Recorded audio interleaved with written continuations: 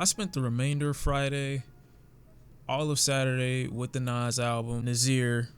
I hope that's how you say it. I don't give a. First of all, I want to say my opinions on this album have changed after my 14th listen. The good thing about these tracks being so short is that they're really easily consumable, so you can listen to them all in really short doses and not feel like you have to listen to an entire feature film again. Like most people, I would say it's a little difficult going into a Nas album not comparing it to his best work, which is Illmatic in my opinion. It Was Written is definitely an overlooked album as it propelled him into commercial success, but I just don't think, anything that Nas has created since then has anything on Illmatic. The strong New York vibe that it had, the time and hip hop that it was released, I think it was very impactful and important for that time frame, and I don't think anything Nas ever does again will ever meet that standard. I'm not trying to compare it, just like I said you shouldn't in this video, but it's just not going to happen. So I think people should just look forward to his new work and not think about Illmatic every time they hear a Nas record. I find that it worsens the current listening experience. So let's have another track run through with Nasir and tell you how I'm feeling about each track now that I've had a little bit of time to digest it. First track, Unlistenable. Unlistenable simply because of Puff's vocals. The ad-libs, the extras, I'm not with it, man. It makes the song unlistenable.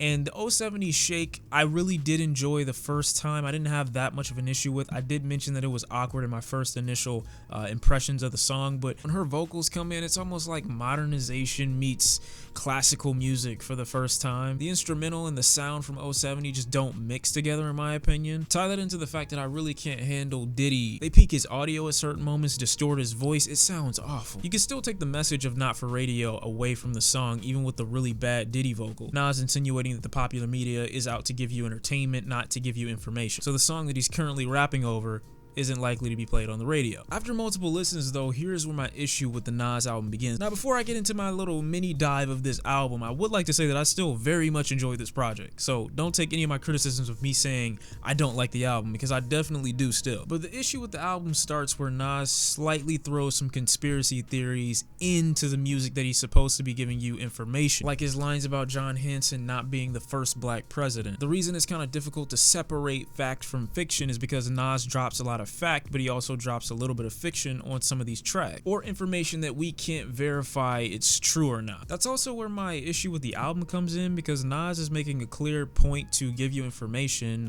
kind of insinuating that he's left to go get this newfound knowledge and he's bringing back information for his people in a way, but at the same time including stories about himself, which kind of take the direction away from whatever Nas may have been trying to go for. He's mixing his own life and dropping information at the same time, a little bit similar to Jay-Z on 444. The only difference is the album with Jay-Z started in a way that made you acknowledge that this was going to be an album that's personal to Jay-Z. The personal aspect of Nas's album is insinuated by the title of the album, not necessarily the intro track. So by the time you get into the track, when you hear Not For The Radio, you're kind of assuming that we're about to get an album full of information, not an album that Nas is going to talk about himself in a good portion of the tracks as well. The second track, Cop Shot the Kid, is still one of my favorites on the album. I have no issue with it. Kanye's verse on there is still incredible. I love the way that Nas sets Kanye up to be more descriptive by laying out a general statement about the conditions that set up police officers to do what they do, it being hotter in the summertime, more people being out, less protection. It makes sense. Then Kanye goes into his speech about almost detailing like a Mike Brown kind of situation. He goes as deep as to say just because a kid took a hit, that doesn't mean that he was a threat to your life. And I'm not saying that in all situations this can be applied, but it is a situation that they've used to demonize African American men to make it seem like weed makes all of them more violent or makes them pose more of a threat to you, when in all honesty it should relax them if anything else. He also mentions how the cop just wants to get home by nighttime, insinuating that he's not being really detailed about his job because he could really care less about the people that he's arresting or shooting. He just wants to get this done and go home to his own family. He goes as far as to tackle news outlets that are covering the stories while the mothers are at home crying their eyes out over their fallen son. A Slick Rick sample that so many of you decided to let me know was in the track. I only needed one person to tell me, but thanks. And that constant Richard Pryor screech that's included in multiple parts of the song.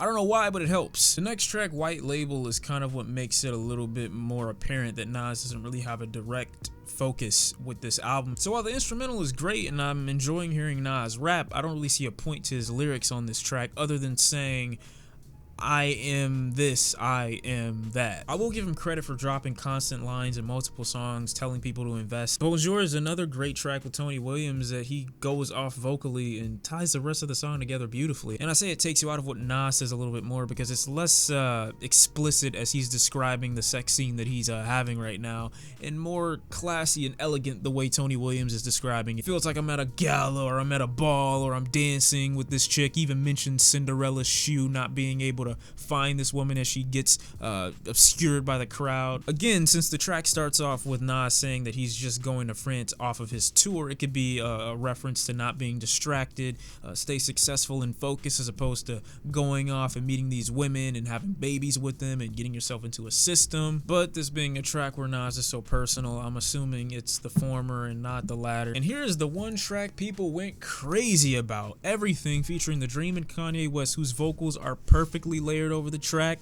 I love their singing on this track, enough so that I'm willing to listen to almost a minute and more of them sing before I even get to Nas's line. Say it with me. This is not an anti-vax song, Twitter and YouTube. Now, sure, you could take a little bit of my initial interpretation by saying, oh yeah, he's just telling you not to be so trusting and not to so easily or blindly give up the protection of your child. But remember the point of this track being, if I could change anything, I would change everything. And Nas is saying in the beginning of this verse how the world is pretty shitty and the child's introduction to life is pain. Like, the first thing they experience is a bunch of needles because they gotta get vaccinated. He's not telling you not to vaccinate your children, but even if he was telling you that, if you're taking Nas seriously in the medical field, you have a bigger problem. He's really just confirming how shitty life is, or how shitty life can be, because a child's first experience, more often than not, is pain through vaccination. That's all he said. If you're looking at this from the perspective of a child, it's easy to kind of see where a child would be in pain, confused, or afraid. He follows this up by saying, who knew I would grow to meet presidents that would respect me, by saying,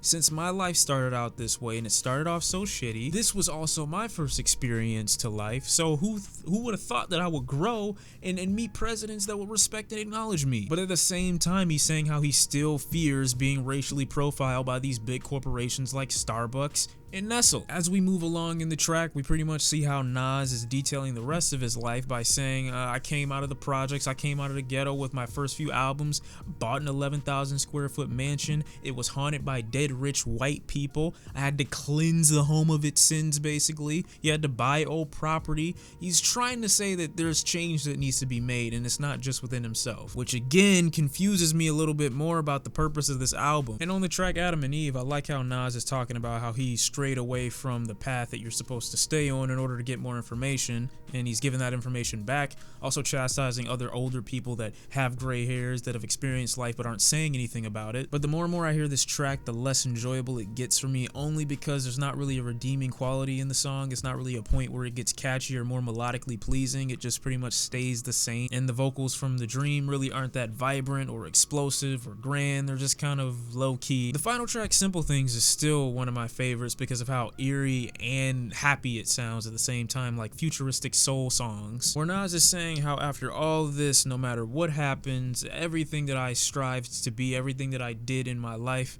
all I really hope is that my kids have some of the things that I've been blessed with. And of course, Nas is in a financial position to support his children, but he's saying it means much more than that. So the more and more I listen to this Nas album, the more and more I feel like I am getting a better understanding of what Nas is trying to do. Also, paying attention to the album title, you can kind of infer that Nas is just kind of trying to give information and talk about his life at the same time. The only thing that makes this a less poignant album, in my opinion, is because there's not a conscious effort to be introspective or to talk about himself, like I compared the Jay-Z 444 album, where the opening track is Kill Jay-Z. In this instance, the opening track is not for the radio, so Nas is criticizing the establishment, the government, and media before he's tackling any issues that he might have himself. While I like Nas's approach, and I like that he's still confident and still a bit braggadocious, I'm not really getting a strong sense of criticism on Nas's part. It seems to be focused on everything around him and not really things that he could do for himself, which at his age, you would expect that he would come back with a lot of self-reflection other than, I may have fucked too many bitches. Nas's usual storytelling ability, which is a very strong point for him as a rapper, doesn't really come through as broad on this album that it does on his regular albums. Maybe because with 7 tracks he doesn't have as much time to do so, but at the same time it's just confusing to see what the narrative of the project is. And while I do 100% enjoy this album, and I definitely can appreciate Nas dropping bars and hints of knowledge in his music, I feel even he knows where the peak of his music career was, which is back at the moment where he acknowledges that they have people in prestigious colleges writing papers on some of his lyrics. And I'm pretty sure we know what lyrics from what album he's referring to. Even Nas knows when he was at the height of his career. There's a lot of security going with a rapper like Nas, in my opinion, because you always know that you're gonna get some sort of lyricism. I do kind of feel it's a little underwhelming. He's not really dropping that many huge or monumental bars. He does drop conversations in the songs that make you talk about what he's talking about, but not lines specifically that, you know, are just overboard, or I can't believe he just dropped that double or triple entendre. Like, the bars in this album weren't crazy. If anything, it helps to keep the conversation going so that people don't really forget about it, and I feel like Nas is playing his part in that. Quick sidebar, out of all the albums that Kanye's dropped over the past 4 weeks almost, I think between Daytona and Nasir, the reason more may enjoy Daytona is because it's an album that kind of acknowledges its lack of direction. It's kind of more so focused on the duality of a rapper or a street guy, whereas Nas, I feel, is combining the two and not really focusing on the duality of the fact that he came from the street and that he's a rapper that's in a high position of success now. I don't really feel like he takes advantage of that. But the production on this album makes such a huge difference. It brings a lot of life and modernization and a lot of nowness, I feel, to the album itself. Quality music that I don't feel I would enjoy to the extent that I have if not for Kanye's production. So I gotta give Ye his credit, and other producers as well, like Mike Dean, for helping produce this body of work, because in my opinion it is still a great album. I just happen to see a lot more flaws with it. So let me say this again, this album is great. I really enjoy it, but for Nas, after almost 15 listens, maybe it's not that great. The new score for the Nas album. I hope you guys enjoyed. I still love the project. I hope you still are enjoying it as well. If you took any of my criticisms into account, let me know if you agree with them or if you didn't. And if you didn't, let me know why. I'll see you in the next one.